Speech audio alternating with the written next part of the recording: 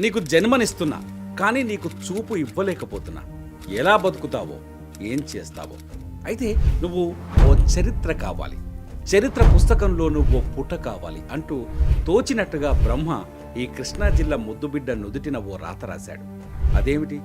అన్ని ఇంద్రియాల్లో అతి ముఖ్యమైన కంటి చూపును దూరం చేసి నువ్వో చరిత్ర సృష్టించాలి అంటున్నాడు ఏనా అనుకోలేదు ఆ యువకుడు.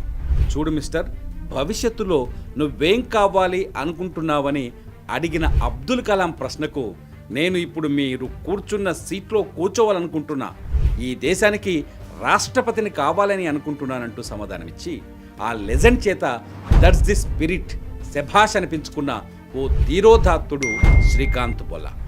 ఈ సక్సెస్ స్టోరీ చూసే ప్రతి ఒక్కరూ వీళ్లలాగే జీవితంలో మీరు సక్సెస్ అవ్వాలని 6JVR మనస్ఫూర్తిగా కోరుకుంటోంది. South India famous astrologist and gemologist Lakshmi Ganapathirao Jamalapuram 6JVR ద్వారా ఇండియాలో అతి తక్కువ ధరకే నవరత్నాలను, జాతిరత్నాలను అందిస్తున్నారు. పూర్తి డీటెయిల్స్ కోసం కింది నెంబర్కి కాల్ చేయండి. శ్రీకాంత్ ఆకాశాన్ని చూసే అవకాశం లేకపోయినా ఆకాశమంత ఆత్మవిశ్వాసానికి అచ్చమైన మచ్చుతునకగా నిలిచిన ఆ తెలుగింటి ముద్దుబిడ్డ జీవితం. అన్ని అవయవాలు సక్రమంగా ఉన్నా అంతులేని నిరాశలోకి కూరుకుపోతున్న నేటి తరానికి ఇస్తున్న మెసేజ్ ఏమిటి తెలుసుకుందాం. చలో. So if you have vision, I'm sure you can swim against the tide. Whenever someone come to me and say, Shrikant, you can do nothing, I question the words and say, why I can. Krishna జిల్లాలోని మచిలీపట్నం మండలంలోని సీతారామపురం గ్రామం. ఆ పల్లెలోని ఓ రైతింట్లో ఓ తల్లి ఓ పండంటి మగబిడ్డకు జన్మనిచ్చింది. ఇంటికి వారసుడు పుట్టాడన్న సంతోషం అరక్షణంలో ఆవిరైంది. పుట్టిన బిడ్డకు 2 కళ్ళు లేవు. ఇది విన్న కుటుంబ సభ్యులు కుప్పకూలిపోయారు. లేక పుట్టిన బిడ్డకు ఇంతటి దురవస్థేమిటి అన్న దిగులు వారసుడు పుట్టాడన్న సంతోషాన్ని పటాపంచలు చేసింది. ఈ దిగుళ్లతో కష్టాలతో తనకేం సంబంధం అన్నట్టుగా కాలం ముందుకు కదిలింది. నెలలు గడిచాయి. చూద్దాం, కొన్ని నెలలు దాటితే కళ్ళు తెరుచుకుంటాడేమో అన్న ఆశ అడియాశ అయ్యింది. మేనరికపు వివాహం నెలలు నిండిన వేళ ఆ తల్లిని ఆశించిన టైఫాయిడ్ జ్వరం బిడ్డకు చూపును దూరం చేసిందని డాక్టర్లు అన్నారు. రెక్కాడితే కానీ డొక్కాడని మీరు కళ్ళు లేని బిడ్డను చాకడం కష్టం, ఏ అనాథాశ్రమానికైనా ఇచ్చేయండి అంటూ బంధువులు, స్నేహితులు సలహా ఇచ్చారు. అయితే కన్నపేగు అందుకు నో అంది. ఆ కళ్ళు లేని బిడ్డను కళ్ళలో పెట్టుకుని చూసుకోవడం మొదలుపెట్టింది. శ్రీకాంత్ అనే పేరుతో బుడిబుడి అడుగులు వేసిన ఆ చిన్నారికి 5 ఏళ్లు వచ్చాయి. పల్లె స్కూల్లో పెద్ద సారుని బతిమాలి కళ్ళు కనపడని ఆ బిడ్డను బడికి పంపారు తల్లిదండ్రులు. 2 కళ్ళు లేని వాడికి ఆలు ఎలా దిద్దించాలి? అది జరిగే పని కాదంటూ కాబట్టి శ్రీకాంత్ను టీచరు వెనక సీట్లో కూర్చోబెట్టేశాడు. సంవత్సరాలు గడిచినా అక్షరం ముక్క రాలేదు. స్కూల్కి టంచన్గా వెళ్ళడం తప్ప 1వ ఎక్కం కూడా చెప్పేంత కూడా చదువు అవ్వలేదు. హైదరాబాదులో అయితే బ్లైండ్ స్కూళ్ళు ఉంటాయి, అక్కడ చేర్పించండి 4 అక్షరం ముక్కలు వస్తాయని ఎవడో చెప్పడంతో శ్రీకాంత్ చదువు హైదరాబాదుకు మారింది. ఆ పరిణామమే ఆ పల్లె బిడ్డ జీవితంలో ఓ పెద్ద మలుపైంది. బ్రెయిలీ లిపిలో చదువుకున్న శ్రీకాంత్ 10వ తరగతిలో 90% మార్కులు సాధించాడు.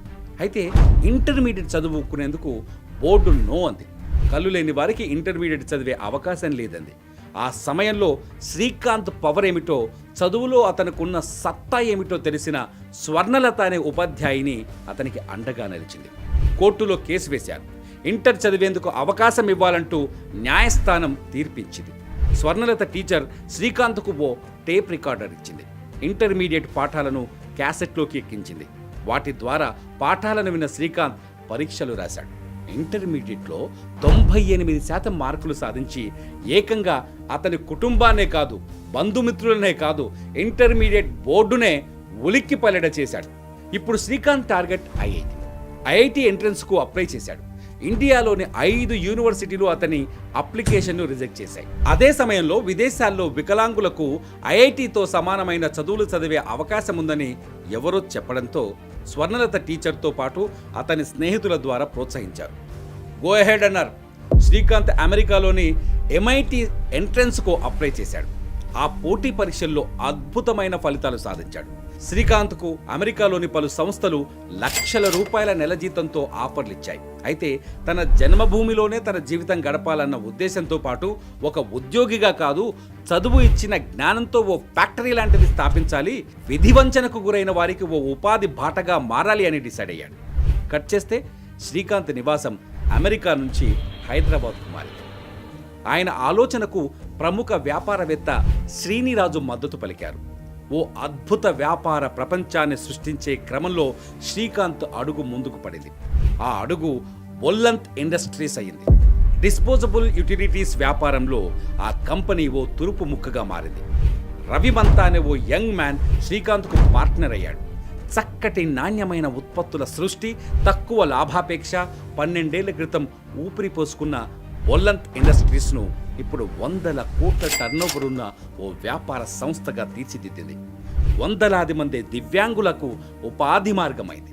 4,000 మంది దివ్యాంగులకు ఉచితంగా అక్షర భిక్ష పెట్టే ఓ ధార్మిక సంస్థగా రూపుదిద్దుకుంది. ఏకంగా the Indian business tycoon Ratan టాటాను కూడా ఆ వ్యాపారంలో భాగస్వామిగా చేసుకోగలిగింది. త్వరలో ఐపీఓలో లిస్టింగ్కు కూడా వెళ్లేందుకు రంగం సిద్ధం చేసుకుంటోంది. ఆంధ్రప్రదేశ్ పారిశ్రామిక చరిత్రలో ఓ రికార్డు సృష్టికి తెరలేపగలిగింది.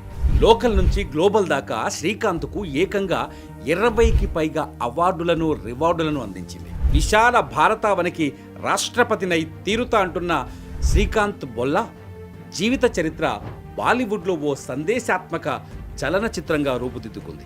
కళ్ళు లేని ఓ యువకుడి జీవితం ఇలా భారతదేశ చరిత్ర పుటల్లో ఓ పుటగా మారింది. శ్రీకాంత్ ది గ్రేట్ అనక తప్పదనిపించింది. ఇప్పుడు చెప్పండి, జన్మించిన ప్రాంతం ఎలా ఉంటుందో తెలియదు, జన్మనిచ్చిన అమ్మ ఎలా ఉంటుందో తెలియదు.